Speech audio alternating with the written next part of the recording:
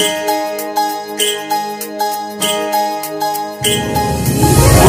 ही संजीवनी, तू ही मनमोहिनी, तू ही रणरागिणी,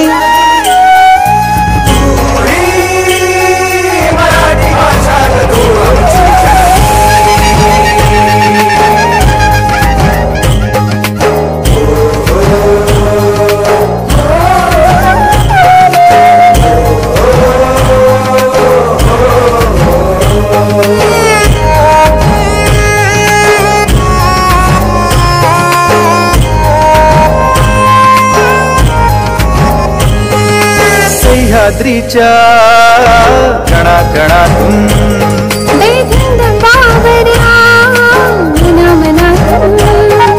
झर झर झरत्या झऱ्या झऱ्यातून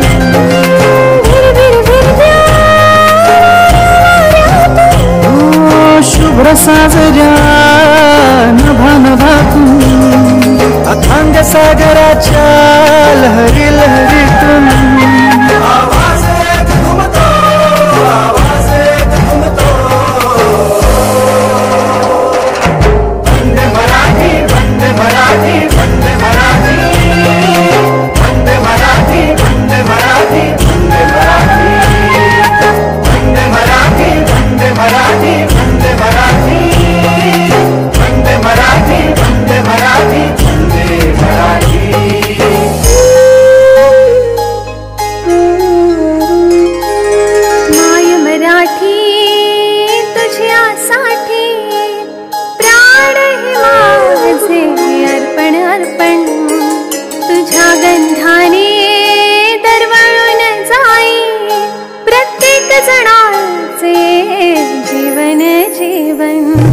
वसंतातल्या हिरवळ दाटीतून नांगरलेल्या काळ्या मातीतून पुरलेल्या बिजा बिजातून गडगडणाऱ्या बिजा बिजातून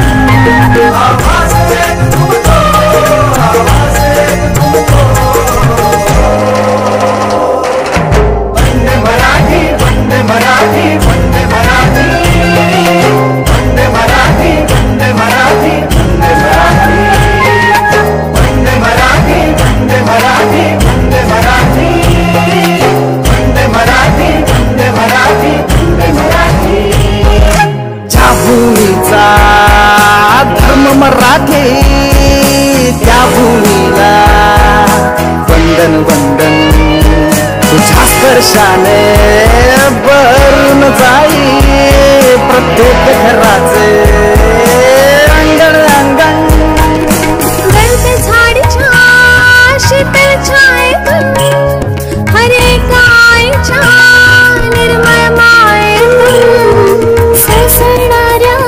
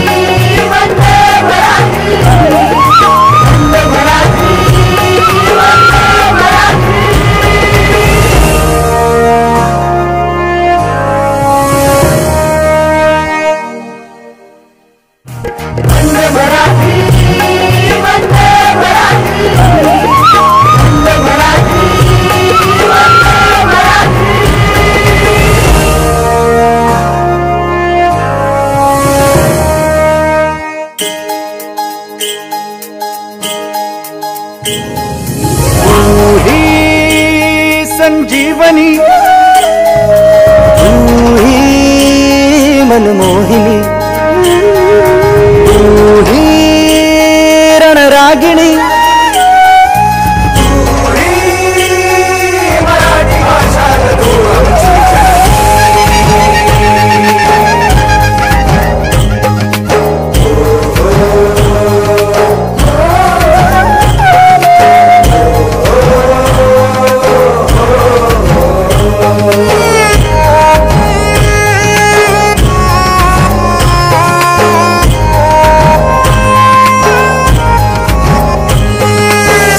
सह्याद्रीच्या कणाकणातून बेधुंद बावऱ्या मनामनातून झरझर झरत्या झऱ्या झऱ्यातून भिर भिरत्या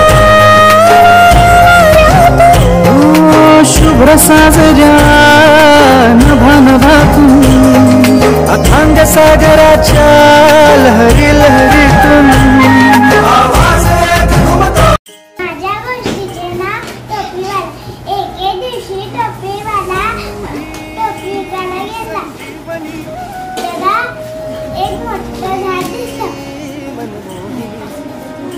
त्याने तिथे झोपी गेला. त्याला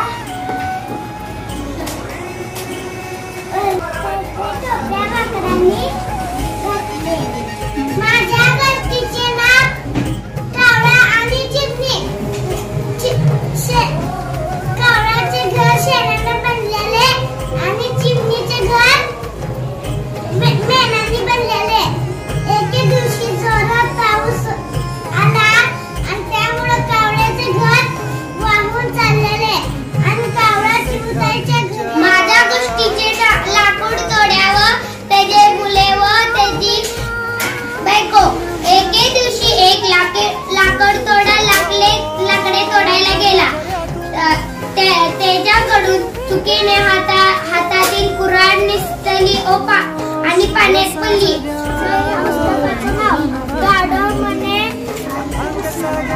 असा विद्यासागर.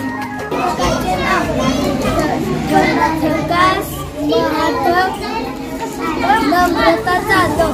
त्याचे नाव दानधनाचे समाधान. माझे पुस्तकाचे नाव कुत्र्याचे पिल्लू. लिहिलेल्या पुस्तकाचे नाव चोर सापडला. लेखक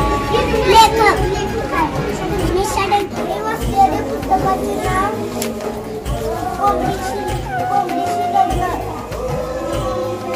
मी वाचलेल्या पुस्तकाचे नाव सुकन्या. पुस्तकाचे लेखक निशा डंके.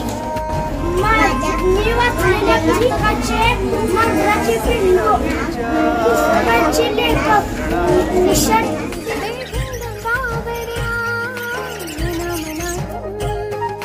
झरझर झरत्या झऱ्या झऱ्यातून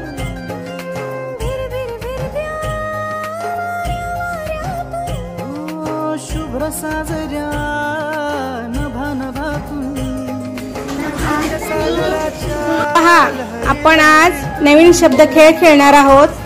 मी जो शब्द सांगेल त्या शब्दाचं शेवटचं अक्षर घ्यायचंय आणि तुम्ही नवीन शब्द मला सांगायचा आहे. आता मी सांगणारा शब्द आहे सोलापूर. मामा. वाघोली.